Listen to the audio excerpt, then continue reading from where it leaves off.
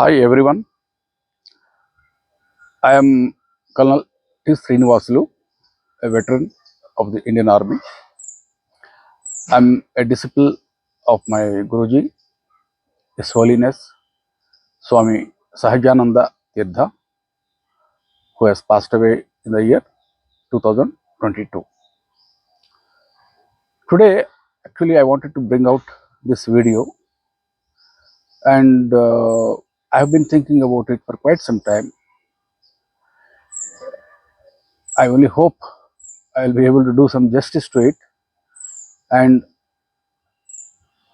in case should any one of you find anything objectionable or find that it is not consistent with the established teachings, kindly excuse me. I am just trying to do whatever little I can to spread the message of my Guruji and the lineage of my Gurus. That is basically the lineage of Shaktipat, the lineage of Shaktipat Gurus. Okay, at the outset, before I proceed any further, let me quote a small story about the famous 11 blind men who are standing around the elephant. Now, each of the blind men is holding one of the part of the elephant in his hands.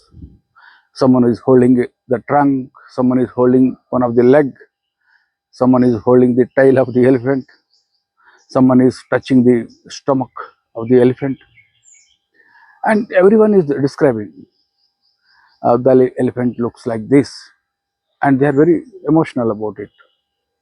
They say that, yeah, I can feel it in my hands. I'm not under any kind of illusion. I'm talking from the practical experience. Now, the point is, no one is saying that they are not telling the truth. Everyone is saying the truth. But then it is not the whole story. You all know that. In their own perception and in their own experience, all of them are telling the truth. Only thing is, it's not the whole story. Now, just imagine a situation. One among these 11 blind men happened to get some divine vision. He is no longer blind.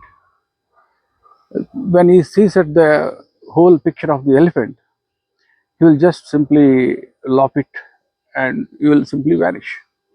He won't even stay there probably. Otherwise, no others may drag him into politics, seeking his support in support of their own perception about the elephant, how an elephant looks like. Same is the situation most often about the spiritualism. You have so many yoga systems, so many tantric systems, so many philosophies, so many doctrines all over the world giving out their own perception about the reality. And everyone is mostly saying the truth. No one is objecting to it. But what is most important is to get a glimpse into the overall picture or the big picture. Unless this big picture arises, or without the lack of the idea of this big picture in the mind, there will be a commotion in understanding about the spiritualism, and simply yoga practitioners will be wasting their time. In a sense, time will pass away very quickly, the debates will go on, and there they are. Yes, one way to eliminate this problem is stop getting into the debates, stop watching all the social media, stop reading too many books, stop reading to listening to too many people like me But again, trying to probably, I'm not sure if I'm trying to add on to the confusion more, and focus on the practice, focus on the practical aspects of it. Practice yoga and see for yourself what is that so-called big picture, what everyone has been searching. Mainly, the problem with understanding about the spiritualism is the lack of clarity on this big picture. People must have read something somewhere, picked up some information from somewhere. They are not able to mesh it and piece it together and see the big picture of it. And in this process, human emotions are also playing their role. Some are adamantly attached to their culture, religion. So as a result, total, you can say, chaos. And the actual picture is missing. And generally, yoga practitioners are getting drifted away in all the directions. So from this point of view, I just wanted to speak to you through this video.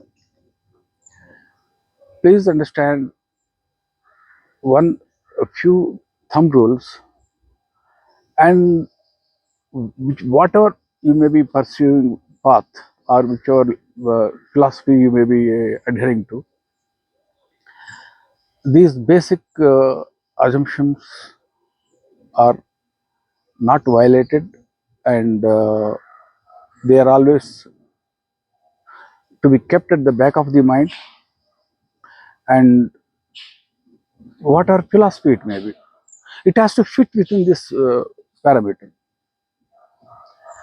And these three parameters, the divine, the spirit,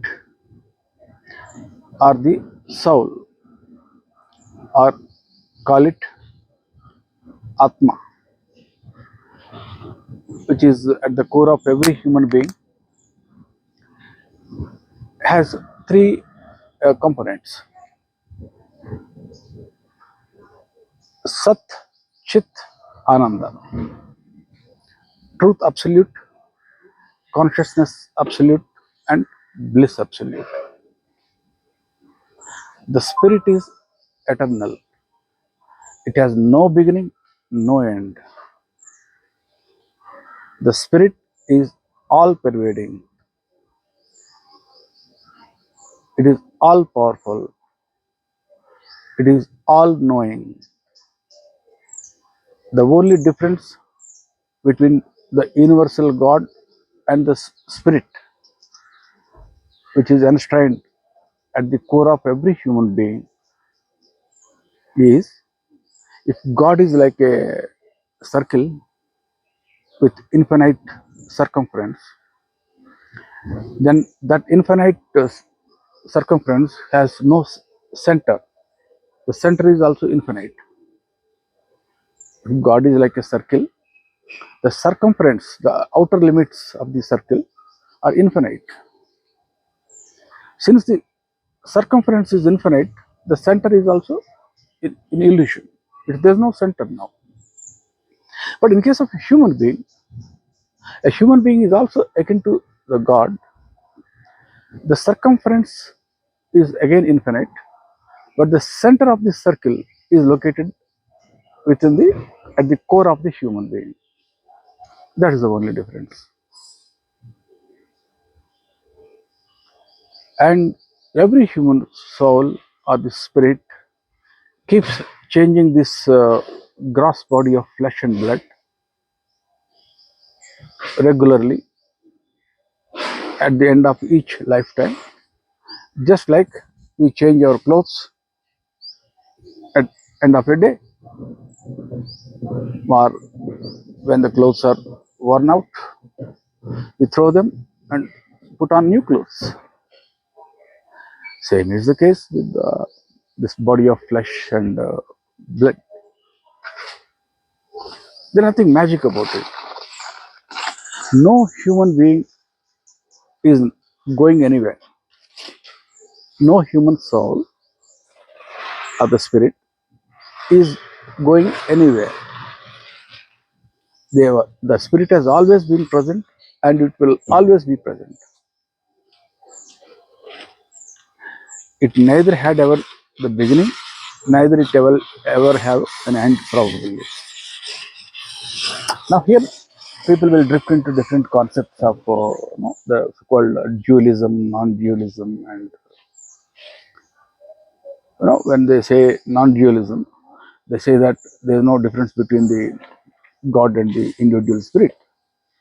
So therefore, ultimately the individual soul has to merge with the universal soul. Whereas just now I have said that the individual soul has no beginning and there is not going to be any end anytime soon. Then there is a contradiction here. See, the point you need to understand is the timelines are gigantic. So many billions and billions and billions of years may have to pass. God knows how many billions and billions and billions, and multiply them further by billions of cycles of birth and death we may have to undergo. Who knows? Today, the universe, they say that it is some 14.3 billion years old or something. What if it is also, it's like a cyclical in nature? At some stage, let's say the universe, which has originated out of, let's say, Big Bang theory, as per the modern science, it may again collapse back into void and yet to again undergo through another Big Bang sometime in the future. In the meantime, all the spirits, human spirits, they are not going anywhere. Maybe it's possible that they may take birth in some other solar system in the meantime, but the spirit is not going anywhere. The soul is not going anywhere. Let me give you a small hint also here. Just have you ever wondered what was the, let's say, about 200 years back, what was the human population on the planet? Maybe right now it is 8 billion, that is 800 crores. That time maybe let's say there are 4 billion, about 400 crores. So about 200 years back, where were these extra 4 billion people, spirits? They were somewhere, let's say in thin air for time being. And over the next 200 years, the human population has increased and they all have taken birth. Okay, this much is perfect. But then there is one condition which I said it cannot be violated. That's why I said in the beginning of the video itself, some conditions cannot be violated. That is, every human birth is preceded by millions and millions and millions of births. That's why we have laid the basic foundation that the soul has no beginning and there is no end. If this law has to be fulfilled and this law cannot be violated, without violating this law, where have these extra 4 billion or the 400 crores of people have come from in the last 200 years? That's my question. They must have been there somewhere 200 years ago. Now, this explains the theory of transmigration. Transmigration of the spirit from across the uh, terrestrial creatures. When I say terrestrial creatures, birds to animals to human beings, and human beings to animals, animals to birds. Yeah, it may happen. Don't be under the impression that once a spirit has started taking birth as a human being, it will now forever continue to be in the human form only. It only means that the spirit has managed to reach a level, a certain level, wherein it will now start taking birth as a human being, but it may temporarily relapse back into the animal kingdom for once or after a few times. it will undergo a few animal lives and then drift back again into the human being. That means if a spirit, after undergoing through millions and millions and call it billions of lifetimes, finally it has started taking birth as a human being, it only means that it has reached that general level. But there's nothing sacrosanct, it is not sacrosanct that it will not go back into the animal kingdom. It may go, but temporarily, only for a few times. So that's it. So this transmigration is taking place among the terrestrial creatures on the earth. Then you have the transmigration of the celestial spheres also. For example, now what happens to the soul after it is, what do you call, after it dies, after it leaves this gross body of flesh and blood, and before it manufactures a new body of flesh and blood, there has to be some kind of a staging area, temporary staging area. Generally, the ancient Sanskrit texts have been referring to as Pitruloka, or the a plane of existence of ancestors. After the death, the spirit, the soul is supposed to go up into the celestial spheres, into that plane of existence, hang on for a while, and of course, scriptures go on to suggest a few more theories wherein the soul is subjected to some kind of a judgment, whether it is allowed to go up further into heaven or to be condemned to a hell, or it needs to be retained in that staging area for some time and then shunted back to earth to take birth again as an animal or a human being. So this transmigration of the vertical, or the vertical transmigration. Why do I say vertical transmigration? As per the ancient Sanskrit text, there are 14 planes of existence, with earth being at the center. When I say center, it is seventh from the top. Above earth, there are 6 more planes of existence.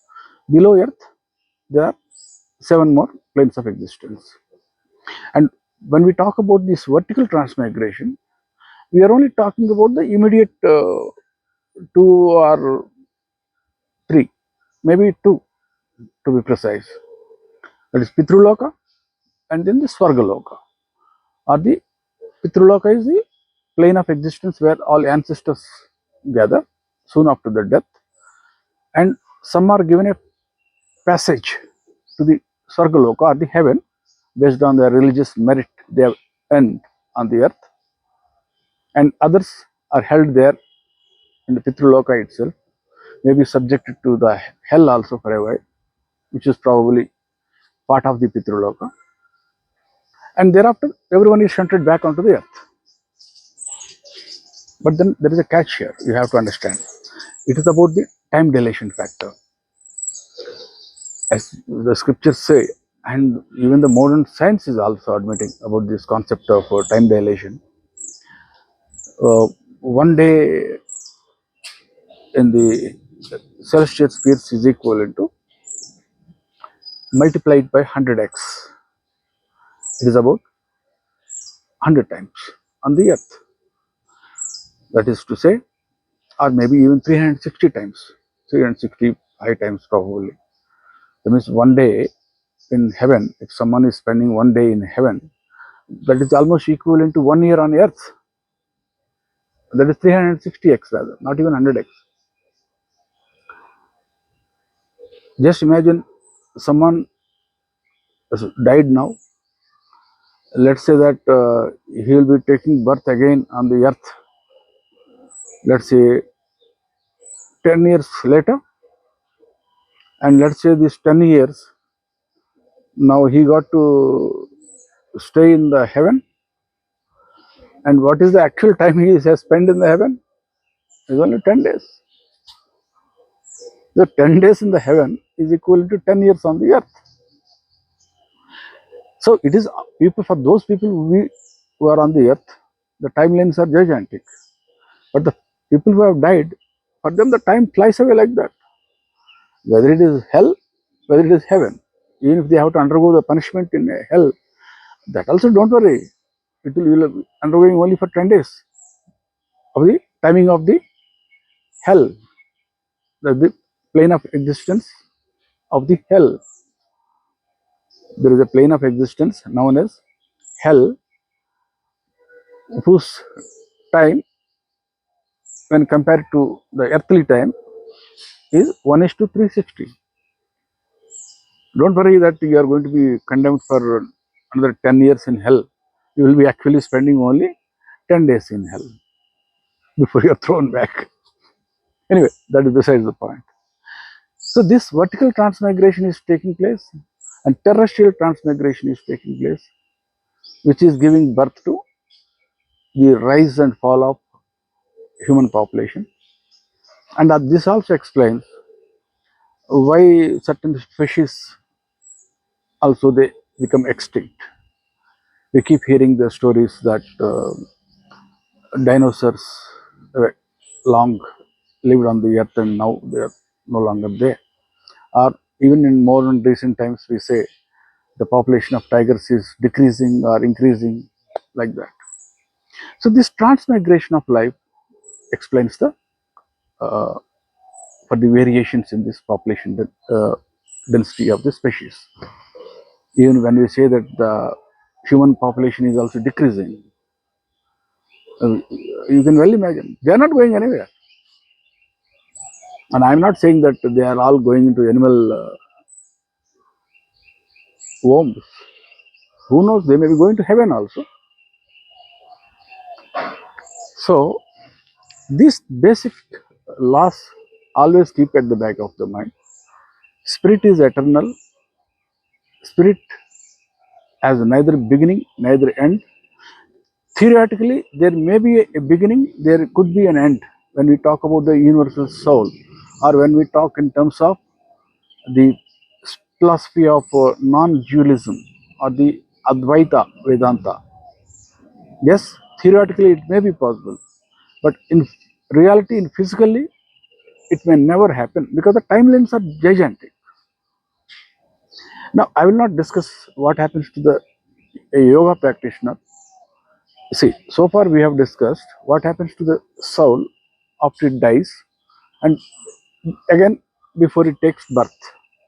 But we have not discussed what happens to a yoga practitioner who managed to eliminate his karma and free himself from the cycle of birth and death. Now, what will happen to him? That I have not discussed. We will keep it for some other video sometime later. But in general, when we say that spirit is eternal, spirit has neither a beginning, neither an end. Spirit constantly keeps changing its body of gross flesh and blood. This is what it means. Today, there may be someone, a yoga practitioner, feeling emotional that he is suffering in his life and he lives in a particular kingdom or country rather. Who knows? In the previous life, he must not have been a native of that land. For example, let's say someone lives in a place like Japan. In the previous birth, he must have been born somewhere in Saudi Arabia, in a different culture. For all you know, uh, he may have been born in, let's say, some other place like India. So there's no point in getting emotional that I'm been born in a particular culture, I've been born in a particular community, and my mind has been conditioned from childhood under a particular culture. Arey Baba, start thinking like an earthling. You are an earthling. You are a fellow citizen on this planet Earth. As far as I am concerned, you are a fellow citizen, or not citizen. So when we say citizen, it will, then the concept of country will come in. Call it, you're an earthling. You belong to planet Earth. And generally, we all are aware that in our solar system, at least, even as per the modern science, there is no evidence of any human beings living on any of the other planets. So we can safely, there may be other planes of existence. There may be aliens who are in invisible form. I'm not talking about them. Otherwise, as human beings in flesh and blood, in our solar system, we are alone. So therefore, when we say, when we think about ourselves, probably we should not be even thinking that we belong to planet Earth. I rather say we should be thinking that we belong to the solar system. We belong to our beautiful solar system with the planets all around it, with the sun in the center. We belong to this world system. When I say world system, you must understand, when the earth is rotating around the sun, there is also a moon rotating around the earth, and without moon, survival of life will not be possible on the earth. Similarly, other planetary influences will also be playing their part. Therefore, when we say one world system, we are including the entire solar system. So think like an earthling, not only an earthling, think like a universal being that belongs to the solar system. And if you have to compete, let's compete with someone from other solar systems, if at all there someone lives there. First of all, this is the idea behind it. When you talk about spiritualism, the eternal life of the spirit, the transmigration of the spirit, taking birth and death, undergoing through birth and death again and again. Now, to break from this cycle is what yoga all about. And what is the culprit behind all this? The karma which has been accumulated by the spirit around it. The karma is projecting it to take birth again and again. It's like a, imagine it like a kind of a glue. It is now attached all around to the soul. No escape. The karma is acting as the cause for taking birth, and while undergoing through the experience, the same karma, while undergoing through the experience, when we, the consequences of the karma, the experience itself becomes cause for further future destiny. And the cycle goes on and on and on. Sometimes you are born in Japan, sometimes you are born in Saudi Arabia, sometimes you are born in India, and sometimes you are born as a rich man, sometimes you are born as a poor man, sometimes you are born under a happy ecosystem around you, sometimes you are born with a poor, miserable ecosystem around you, and you keep getting struggling yourself, thinking that no, I am so and so, I am been born in Japan, I am born in Saudi Arabia, or I am born somewhere else, and I have a family. That is all illusion. It's only a temporary thing. Before we know, the time is passing so fast. Just imagine, 1 year on earth is equivalent to 1 year in the celestial spheres. 1 day. 1 year on earth is equivalent to just 1 day. So, if people who are in the celestial regions, they must be laughing at, looking at us. What these human beings are unnecessarily getting carried away. After all, our lifetime, what is the prime lifetime? 40, 50 years. By the time you are born and grow up, 20, 25, add another 40, 50 years, then you have become old man. So 50 years is like 50 days for the people who are in the celestial region. Whereas here you are struggling, thinking that you have spent a lifetime, you have become wise. What wise? You only ended up becoming, proving that you are a fool. You are not becoming any wiser here by spending a 50 years or 60 years on earth. 60 years on earth is literally like 2 months, like a small vacation in the heaven. So these are the things to be pondered about. If this is the issue, if the karma is the culprit, which is making the soul taking birth again and again and again, the all the aim of all tantric systems, yoga systems, philosophies, doctrines, everything is to eliminate this karma, so that your spirit is free now to do what it wants, whether to take birth or not. Firstly, it can't take birth because there is no that fuel left. Karmic fuel is not there. And what it wants to do with itself, let it decide. Let it decide what the spirit wants to do with itself. But after quitting the cycle of birth and death, and for that, the karma has to be neutralized. If the karma has to be neutralized, it is not within the choice. It's a voluntary action of the human being. That's where the requirement of a guru comes in. So this is the point thing to understand. The karma has to start disintegrating itself on its own accord. And that's what a guru is meant for that. It's just as a medium, as an electric operator who presses the button, and then the karma starts disintegrating itself. And that's all spiritualism all about. Keep it simple.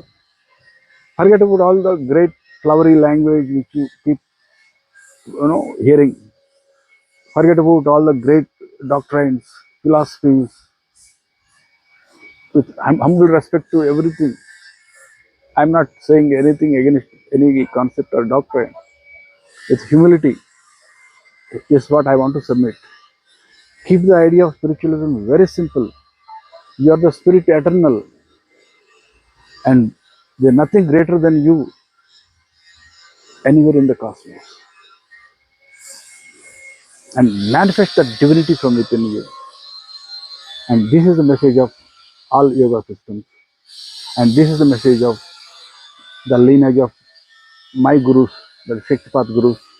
And this is the message of my own guru, Swami Sahajananda Tirtha. With humble pranam to my guru, His Holiness, and I wish you all the best. And this is all I wanted to speak to you today. We'll explore these topics in much more depth in the future videos. All the best. Bye.